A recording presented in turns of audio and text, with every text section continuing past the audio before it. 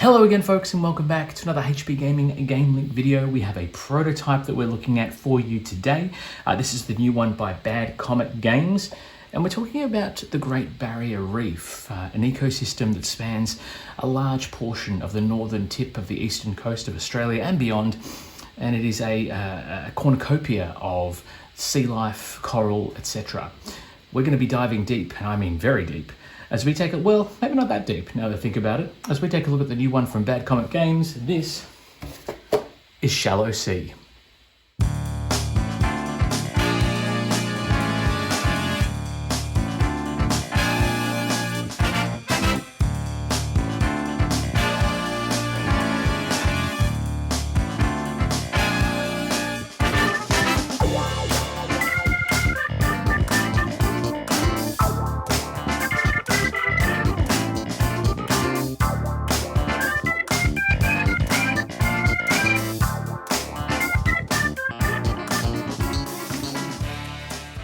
Hello again, welcome back. For those of you who don't know me, and you should by now, my name is Matt, and I'm sure we're going to become the very best of friends. As I said in the tease, we are taking a look at the new one from Bat Comet Games. This is Shallow Sea, and this is a wonderful work of tile placement, resource management game of sorts, but with a puzzle aspect that I really dig. What I'm going to do is give you a bit of an overview of this wonderful title, talk about how it plays, and then I'm going to get into my review, nitty-gritties, that sort of stuff as well, because we have had a chance to have this hands-on, and we even managed to take it to PAX Oz 2024 as well, which is awesome. Shallow Sea, I'm going to bring that one in here because the box art is awesome, is a game in which you will take turns to take tiles and fish from the pool. That's this area here, as you can see on the overhead, and you will then place them into your reef or your ocean or your portion, I guess, of it. And this is a game for 1 to 4 players. I will say, playtime wise, this is probably a touch shorter than some of the other titles that we've had from Bat Comet in the past, and I'm not against it. I find that this game will probably run a little bit longer based on how much you puzzle out your turns. But getting back to that, I digress. How do you play? On your turn, you will select 1 tile and 1 fish. They must be in a pair. So if you want this little orange or this purple fish, for example, you need to take one of these 2 tiles. Then you'll place them in your reef. You'll score if you can, or complete coral tiles if you can, and then it'll help you rack up points towards the end of the game. That is pretty much all there is to it in terms of how you take your turn. The puzzle aspect is where you're trying to complete different tiles and all that sort of stuff. So what do I mean by that? Well, let's just say, for example, I want to take this green fish here and this green coral tile. I will take both of those. I will place the tile in my reef, and then I will get to place my little fish here on any one of the bubbles that is connected to any one of the tiles that I already have in play. So where would I want to place this? Ideally, you want to place it on a bubble that matches the color on a coral tile. Coral tiles will allow you to help grow your reef, and once a coral tile is complete, if you have all the green fish around the outside, you can flip it over, and then one of the adjacent fish will then be able to call that coral home. Once those are done, you can then use those to potentially complete sea life tiles, which lures creatures to help populate your reef and help you score some epic victory points at game end. It's very simple in terms of its premise. The puzzle aspect, however, as I talked about, is where this game truly shines. You use the seashells up here to allow you to move your fish or coax them to another place on your board to help you shift them to a better location that might better suit. And yes, it is possible to complete multiple tiles with 1 fish placement, and I kind of love combos. Combos in games, I'm all about it. So let's just pop, we'll leave that one there. You also have these cards here. There are a few different options with these cards. They are endgame bonus tiles, or bonuses that will allow you to score extra points, but will help you, or force you, I should say, to build your reef in a certain way. And that's when your competitive nature will come in, because when you draw new tiles, players will want the same tiles that you're collecting, etc. and so forth. I love it, I dig it, it's awesome. There is also the fish meeples. We'll talk about components in a moment, but as an overview, this game will last no more than about 17 rounds of play, which sounds like it's going to be a long game, but you saw how long it took me to place a tile and a fish. That's a turn.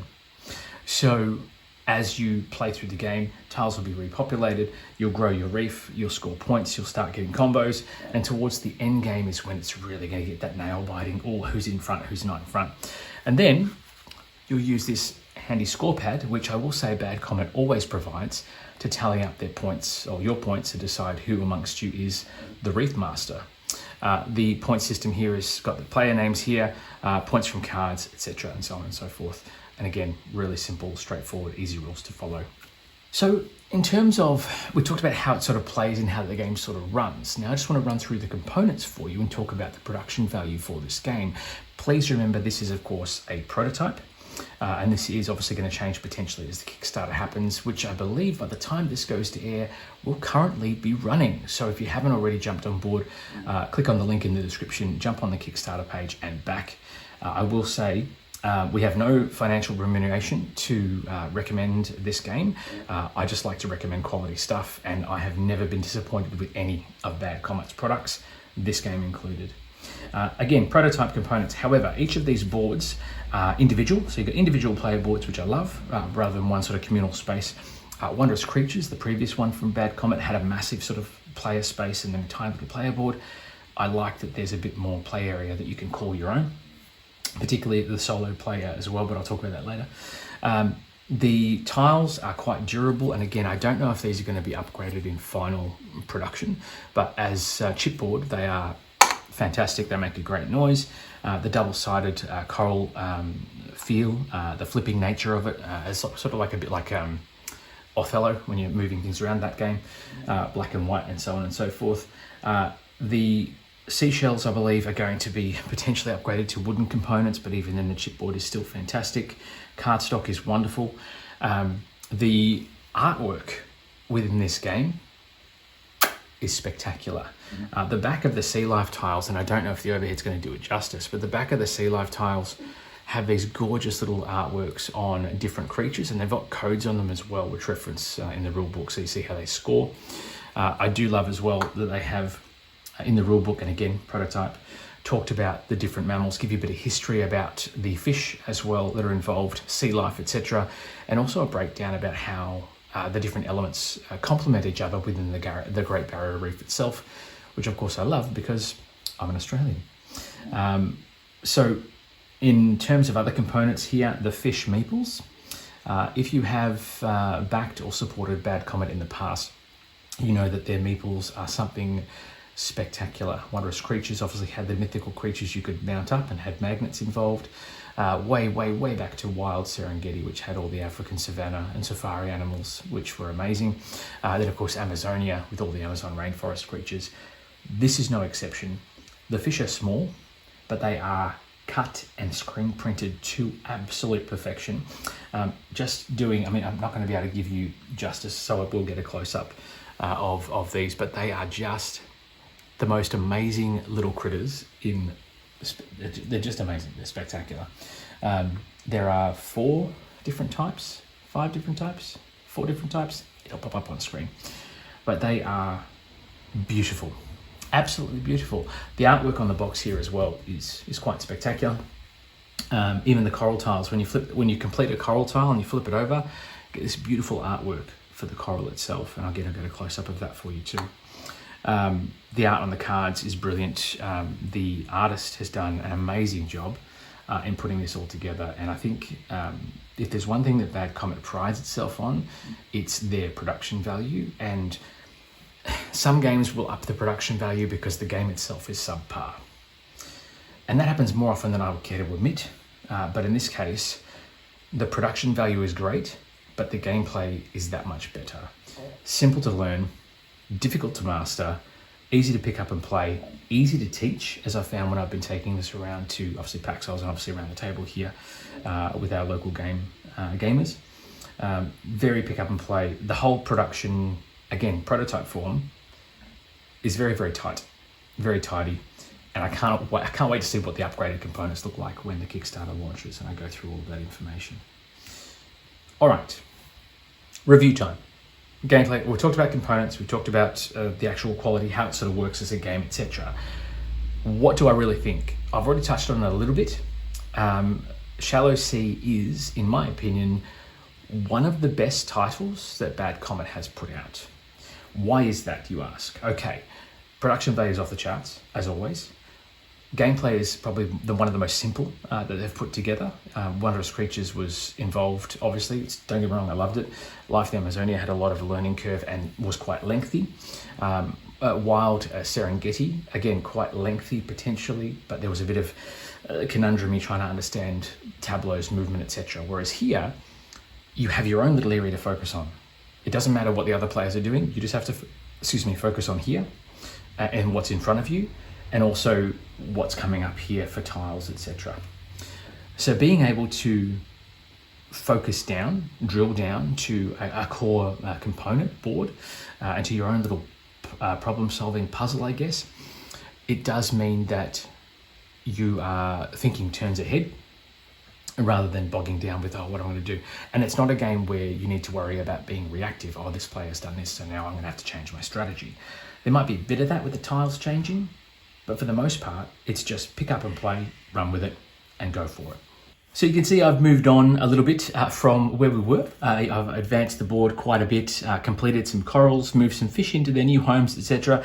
And you can start to see how these things are starting to take shape. And that is one of the other reasons I love this game. As you build on your board, the colors, everything is absolutely fantastic. As I said, I believe this is one of the better titles from Bat Comet Games. I'm excited to see how the finished product looks when it's all said and done. And obviously the extra bling that they'll put on for the deluxeified versions of this one. But at its core, gameplay is sound, very simple mechanics, easy to teach, as I said before, and we love it. It's been a fantastic hit here. As always, I will do a flyover of a game set up for 4 players so you can get a feel for how that looks with all of the components, the setups. This sort of tableau is usually orientated a different way, as you'll see in the flyover as well. But at its core, as a final thought, I guess, for lack of a better term, Shallow Sea is one that is definitely worth checking out. They are currently live on Kickstarter now. My recommendation would be that you get on board, click the link, subscribe, back it, all that sort of stuff. You'll love it. It'll be fantastic. And if you haven't already, check out the backlog of Bat Comet games on our playlists here on our channel as well. You can find the link to the last one, Wondrous Creatures, up here. But that'll give you a bit of an overview of the sort of quality that Bat Comet is known for, and they are making quite a name for themselves in the board game industry as a result. Another quality title from Bat Comet. Very excited to watch the campaign unfold and see how this progresses. But for Shallow Sea, it gets very much tick of approval, and we look forward to hopefully getting it to the table again very, very soon. As always, folks, stick around for the flyover. There'll be more content, plenty more content you can watch now on the channel, other more unboxing videos, including an epic unboxing box break of a Lorcana first chapter booster box, which we're very excited about. Until then, folks, get out there, get back to the table, play more games, be kind, always be kind, and we'll see you back here for more epic board game content very, very soon. Until then, though, it is bye for now.